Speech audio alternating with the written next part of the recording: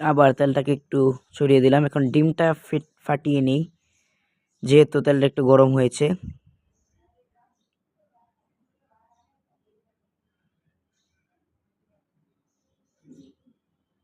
ডিমটা ঢেলে দিলাম। আমার মনে হচ্ছে এতদিন যে ভিডিওগুলো দেখছেন সবাই আপনাদেরকে ঠকাইছে,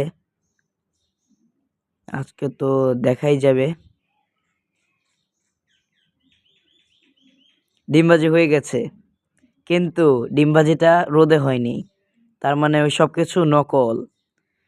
আমি এই ডিমবাজিটাকে করেছি, খুব সুস্বাদু, খাবার খেতে ভালো হয়েছে, তবে এটা আসল না, এটা আপনাদেরকে ঠকানো হয়েছে এতদিন। খেয়ে দেখা যাক, আসলে কিন্তু সুন্দর হয়েছে।